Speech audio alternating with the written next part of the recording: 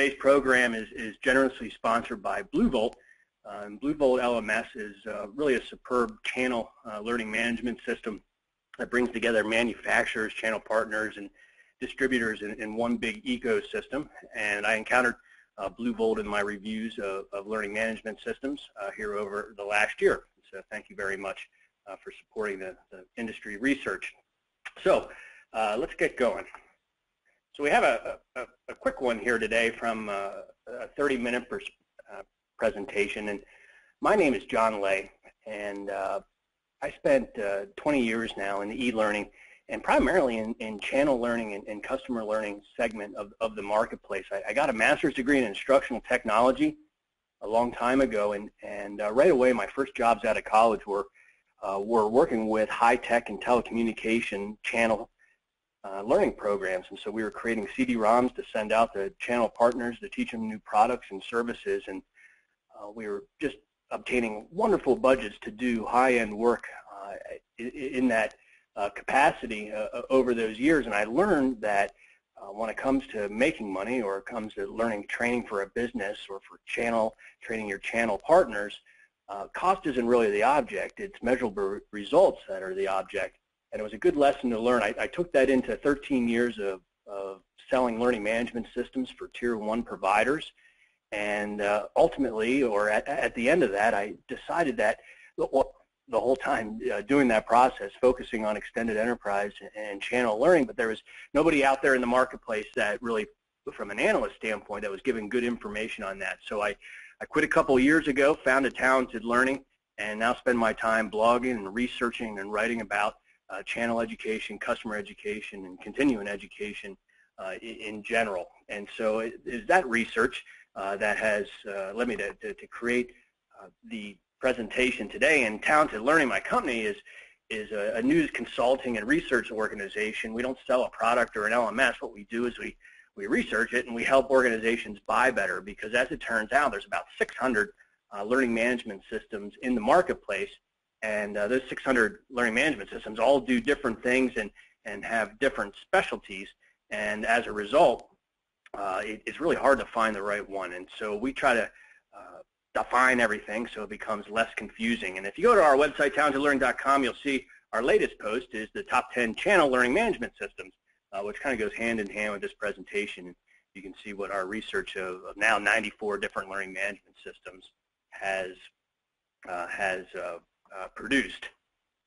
So today's agenda is to talk a little bit about channel learning and the types of channel that are out there, captured and uncaptured, and what that means, and then how to drive profit using a learning management system. And now many of you have a learning management system that you use for your internal employees, and maybe you're trying to figure out how to use it better for the channel, or use it at all for the channel.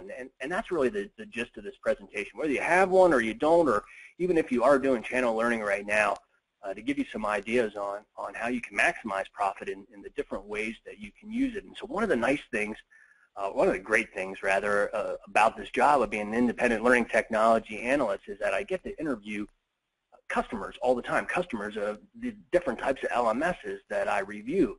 And it's fascinating because I don't spend the time asking about how the vendor did this or that. I spend all the time on the call learning about their business problem and challenges and how they apply technology and their audience and the demographics and the measurable results in their business case in general.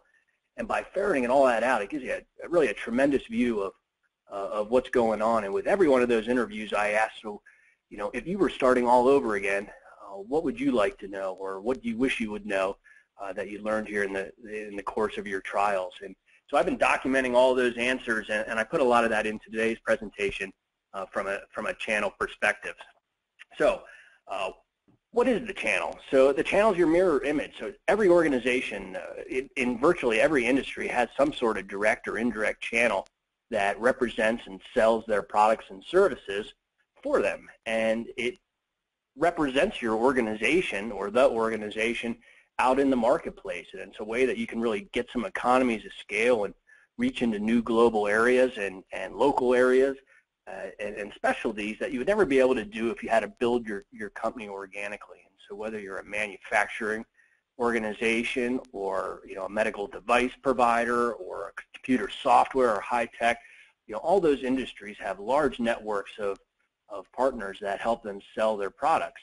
The challenge is that those people are not your employees, so you can't compel them or force them to do training, but you want them to represent your image in the same way that you represent yourself. And so it is somewhat of a challenge or a conundrum of how do you keep the channel and their employees educated when you don't necessarily have the ability to force them to do something. And so we got some good practices on what that is today, and how do you drive that adoption. So what are the types of channels? Well, in my estimation, there's really just two types of channels. They go by a lot of names, but there's what's called a captured channel. And what that means is that they're only selling or reselling your products and services. And so think of that as like McDonald's or Burger King or any other franchise store or dealers or Ford or Chevy dealerships. All of those are captured dealers in the sense that they really have one line of products and services that they have to sell. And in essence, they feel a lot like your employees, even though they're not your employees, because you have a little bit more control over their behavior and changing their behavior. But the other side is really the even tougher challenge, and that's the non-captured agents. And that's anybody out there that's selling and reselling your products and services, or their value-added resellers, adding on their localized and specialized services and using your products or software.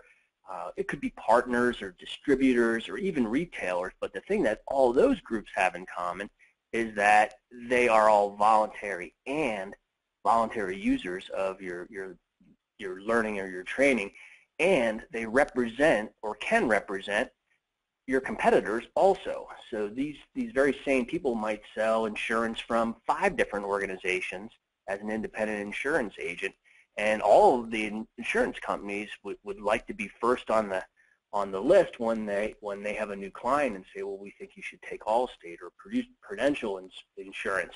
And so it becomes a challenge not only to reach those uncaptured agents, but to capture their mind share so that they're more prepared to sell your products and services versus the competition.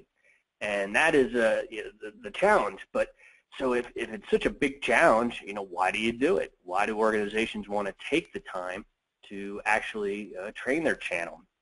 And it's all about profit, and it's all about a competitive advantage. If it was just for fun or just for compliance, organizations wouldn't do it. But they're doing it because they have to do it to capture that mind share, to sell more product, to reach into more places, and to drive product.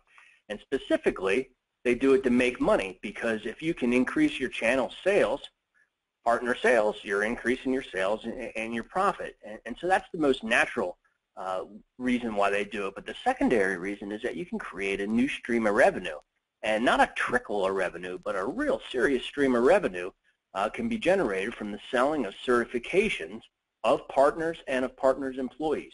And so organizations use that dual-fold way of making money to pay for the channel system, not just pay for it, but to pay for itself plus, because that's the whole idea from channel partner training, is that they're doing it in a measurable way.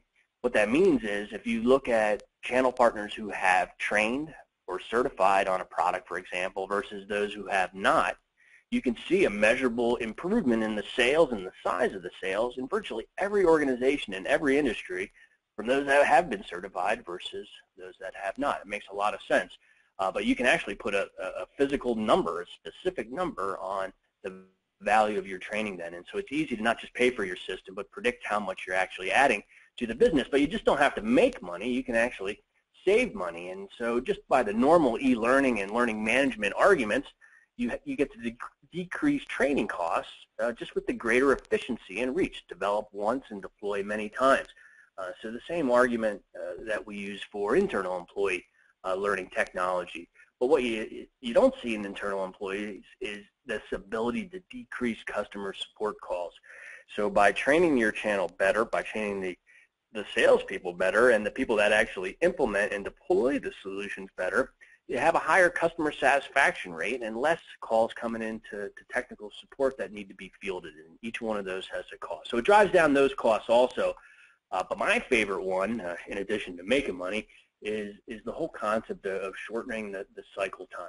And time is money in the business world, and so if your channel can be certified on a, well, if they can be onboarded into your channel partner program and up to speed and efficiency to proficiency to sell quicker, that quickness, that difference between 1 month and 3 months is all that additional revenue. But it also decreases things like the time to roll out a product. So whenever you roll out a new product or services, you may have a unique competitive differentiation, but it's not durable. It's not for all time. That unique differentiation becomes ubiquitous in the marketplace, and eventually you have to release new products to continue to have that new and engaging product that is different or more effective than your competition.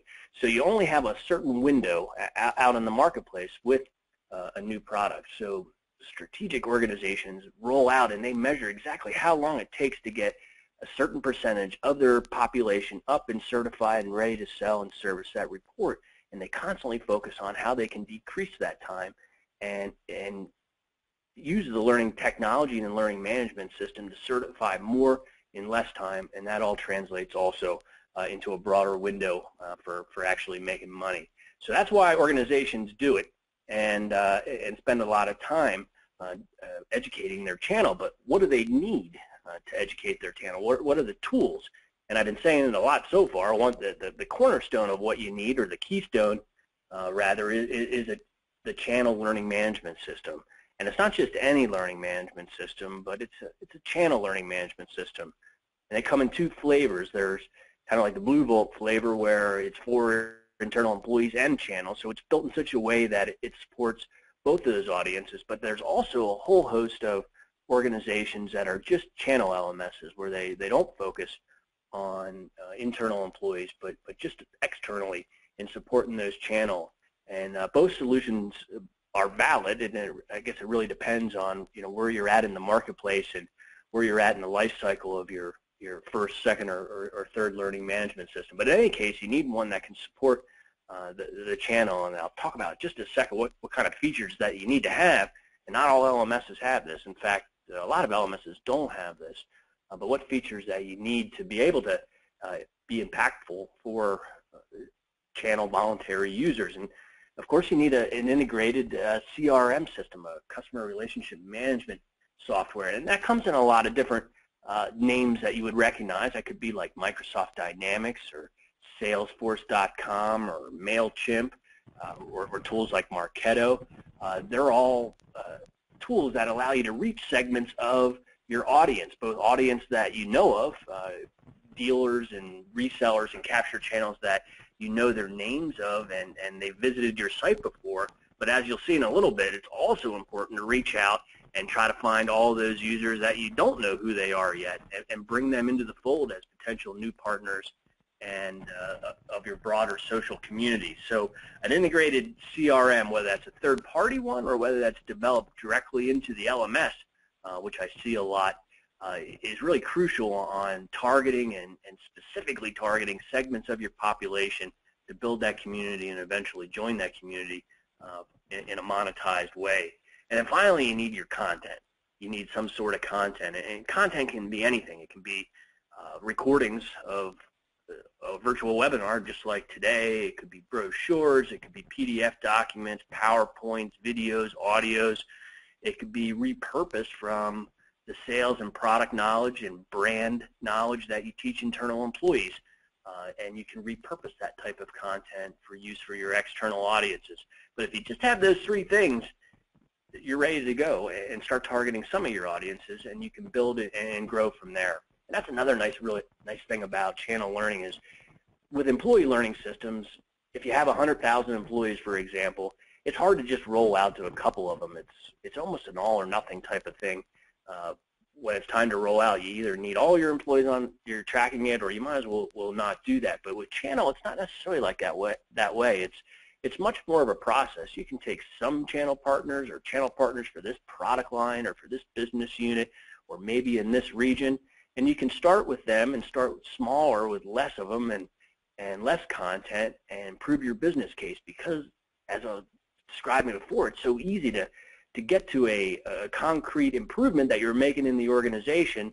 You can start small, show your success, and then it's really easy to get the funding internally to continue to grow that solution. In fact, there's never a begging for funding. It's usually when the first group gets successful and gets off the ground, other groups come knocking on the door and say, wow, it's great, can I use that also? And so it grows by itself very easily. So there's the only 3 things that you need to solve the channel challenges of increasing your partners, the growth of your channel, the time to proficiency, making them self-sufficient. So if you got to provide them support all the time, well, that's great because they're out selling for you. But if you can make them self-sufficient so that you don't need to support them out in the field or support them less, then that also has some significant benefits to your organization and to the competitive differentiation your organization will have out in the marketplace. And so I mentioned before that I did a top 10 channel learning management system. You just go to my site at talentedlearning.com. It's the first blog post on the list, and you can check on it and see who the best in the world are in supporting the channel. But all of those on the top 10, and really all of those that support channel learning or support it well, have these type of features. One, it's got to be easy to use. That almost sounds trite, but it's not trite, because if you have an internal employee, you can just force them to take your training and use your system, and if it's not engaging or clunky, it just doesn't matter. But if we go back to that insurance example, and there's 5 different insurance companies providing that independent agent content, if one of them's clunky and hard to use and crashes and doesn't work and you don't know what to do, you're not going to use it. The voluntary user just won't use it. It has to be simple. So number 1 thing on the list is the ease of use of these systems, so that you can make a substantial impact on the audiences of actually using the system. You also need something called domain segmentation. That goes by a variety of names in the marketplace, but what it means is that not all of your channel partners are created equal, and maybe you want certain areas for certain channel partners, either based on product or based on how large they are. So it's the ability to kind of split up your LMS into different pieces so that you could support different audiences differently. So maybe you want your Russian channel to have a Russian language look and feel and specific content and so forth. And that's a lot different than maybe the other parts of the world. So you need the ability to split up your audiences and split up the LMS experience in general. You also need e-commerce capability. And at its simplest, that's like having a shopping cart and pricing and being able to check out and tie to a payment gateway. At the other end of the spectrum, it includes not any of those features, but integrating into large corporations already have order processing systems and e-commerce systems and ERPs in place. And so the good LMSs on the e-commerce side typically don't use their own, but they've got to use their APIs to tie into other sophisticated systems and be a seamless part of that ecosystem. So a lot of variation in e-commerce out in the marketplace. The ability for social learning, and I think more importantly, to build social communities is really critical. Doing that inside the LMS or doing that outside the LMS, in third-party social tools and bringing it into the LMS are equal strategies to do that, but paramount is to build that community of like-minded people. And what that allows you to do is do really cool things like crowdsource support. So if you have an active and you support an active community, when customers or other channel partners have questions, you can go to a place and find answers or ask an expert for answers. And then once those answers are in writing, they can be curated and into other resources so that you can close that gap before it hits the actual questions down the road. So you see a lot of good forums and news feeds and the ability to have connections and friends and rate content and share content is in good channel learning management systems. And there's also the concept of globalization, so you can run in any area and run certifications so that you can actually testify to somebody's knowledge or they passed a program. you have to be able to support any type of content. As I was mentioning before, content can be anything. So you want an LMS or a channel LMS that can support any type of content, from instructor-led to virtual to any of the electronic mediums. You want that integration that we were talking about, not just to e-commerce, but to payment gateways, to single sign-ons, to product catalogs, to order fulfillment systems. Those are all common integrations that you'll see in a channel LMS. Also, in a channel LMS, you don't have the luxury of knowing whether they're going to be coming in on a Dell laptop running Windows 8.1.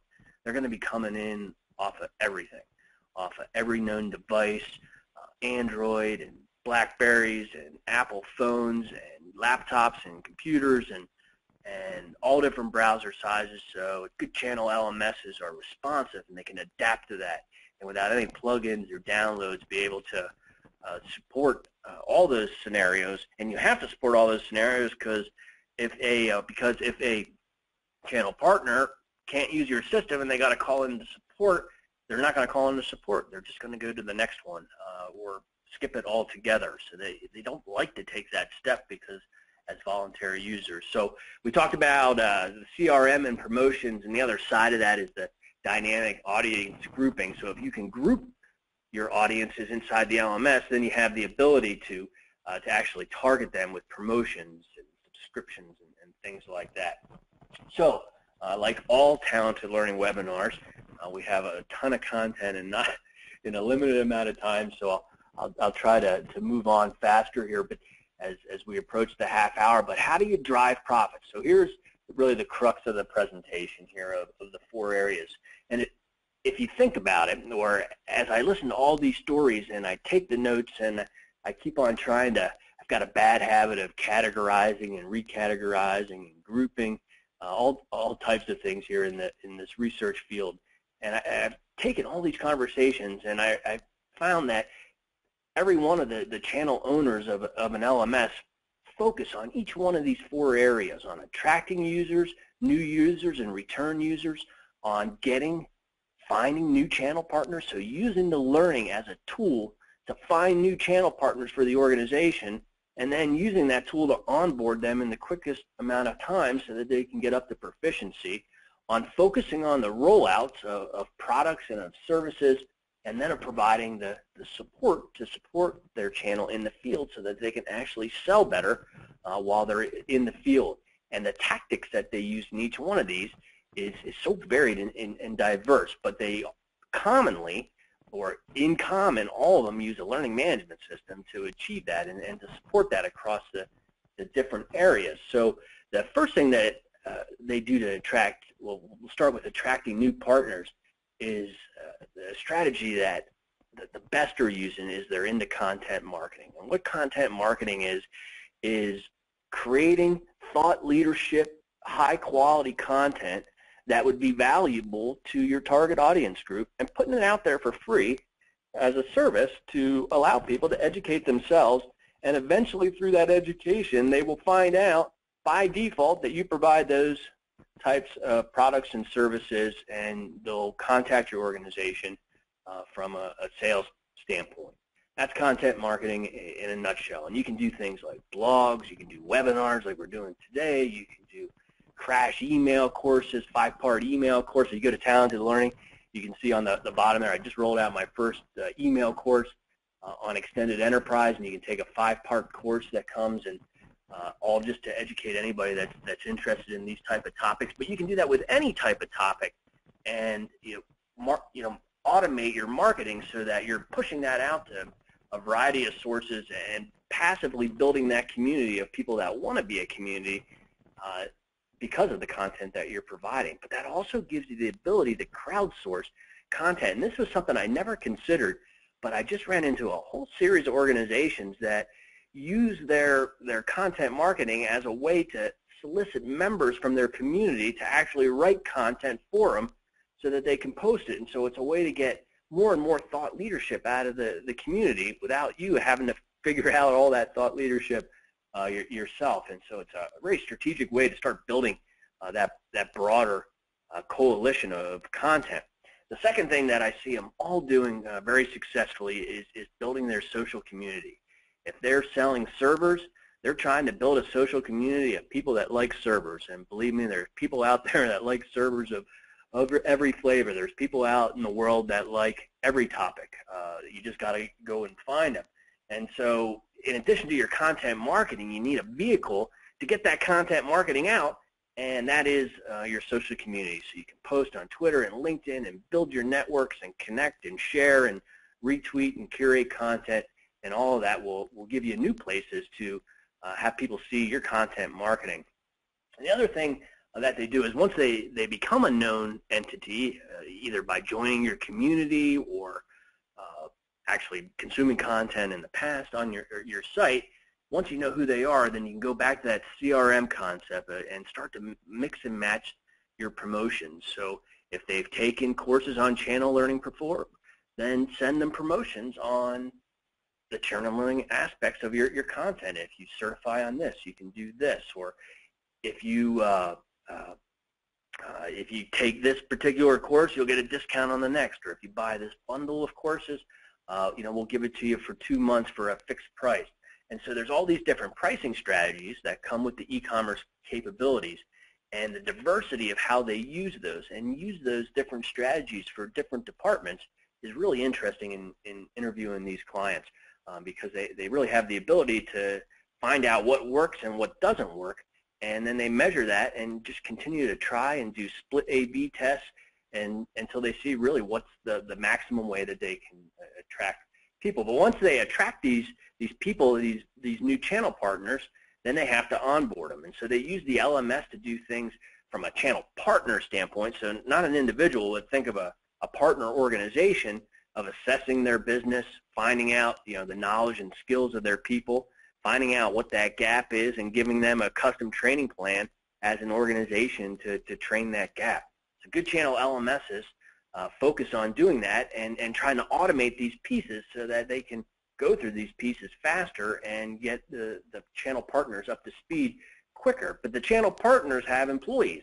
They have the people that are actually doing the work, and so those people need their certifications and training and analysis of their particular skill sets so that they can close gaps, get certifications or more certifications or sister certifications.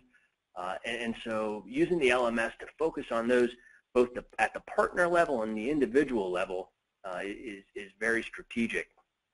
And I think the most strategic thing I see all organizations doing is focusing on how they can train the best with a product rollout, creating certification tracks, whether that's for service or managers or for the salespeople or technicians, but creating realistic tracks of programs consisting of any type of media to allow them to certify, and then measuring the time it takes them to get the certification, and of course measuring their performance after they get the certification. A sample one might be watching, you can go very simple, watch a couple-minute new product video. Imagine if you're rolling out a new tool at Home Depot or something like that. You don't need an hour's worth of content. You show them the new hedge trimmer. You tell about the features of it, the benefits, how to sell it, why it's different than the competition.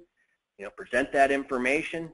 Maybe have a virtual classroom where you can ask questions and get more specific knowledge, and you can practice using it, take a 20-question test. But where it really gets fun is that when you can I see the organizations tying in the rewards and awards for organizations that certify all of their employees the fastest on a new product rollout, or on the first one to take content, or the most team completions. But you can come up with a million ways from Sunday to incentivize your voluntary learners, and not just give them a badge that says, hey, I'm a fast learner, or I logged in at night. Not silly stuff like that, but actually giving them fiscal or monetary awards of gift cards or credit cards or prepaid credit cards. And so organizations are that really excel in channel learning facilitate that ability to reward those partners. And then finally, to provide support after they're up and certified. So what's support? Well, support is when you're standing shoulder to shoulder in a sales situation and you want to show a tutorial video, or you want to ask a question, or you need to know how to overcome an objective, or you need to prepare for a sales call or a service call, or you're on a service call and you need to take a picture of the equipment so you know how to actually fix that equipment and recognize and identify that equipment.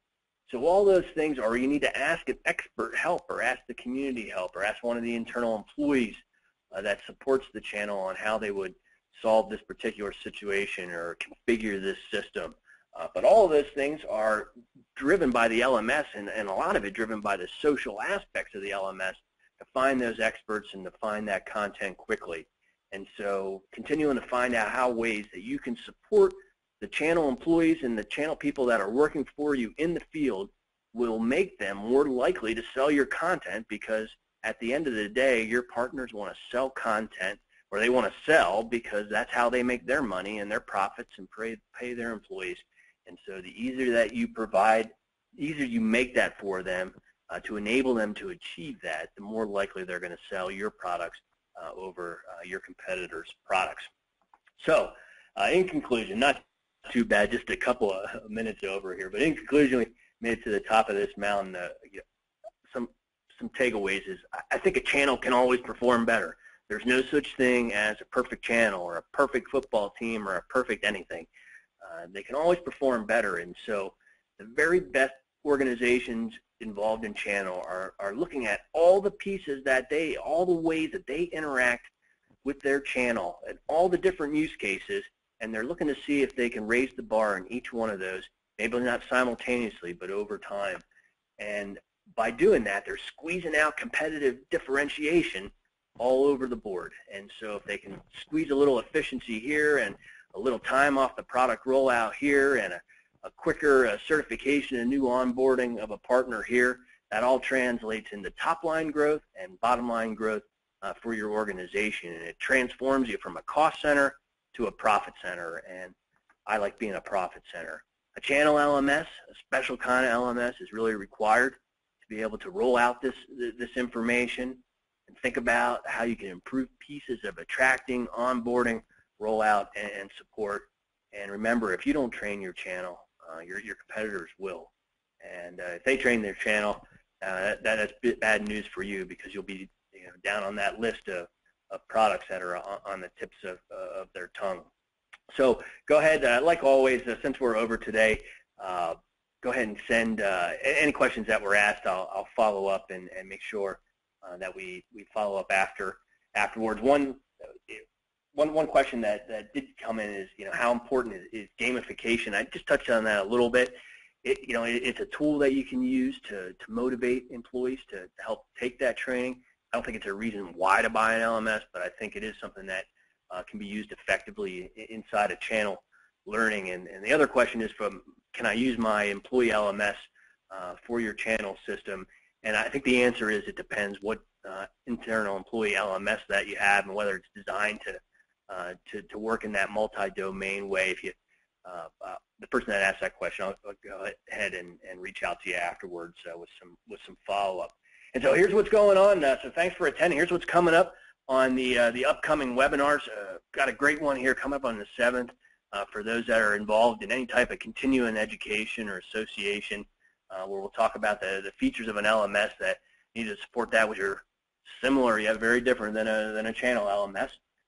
On the 30th, we're going to dig into LMS e-commerce. We just touched a little bit today about the basic and the advanced capabilities. But as I said, I've now reviewed 94 LMSs. I asked every single one of them about e-commerce. I've collected all those features and functionalities that exist in every vendor, and I put it on one big pile. And I took that pile and I just started grouping it and shifting and eliminating duplicates. And I came up with what the industry has in terms of LMS e-commerce, how they're using it, and what's popular and what's not. So I'm going to share my findings with anybody that cares on October 30th, and all culminating at the end of the season here on November 13th.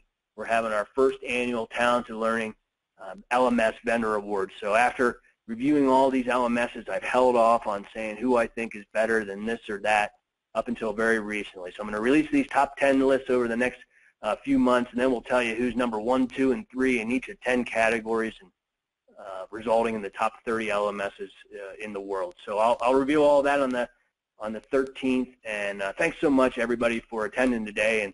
And there's a lot of regular attendees on the webinar, and so it's nice to see you following here on an every couple-week basis as we crank out this new thought leadership for anybody that wants to get better in extended enterprise. So thanks, everyone, and have a great day.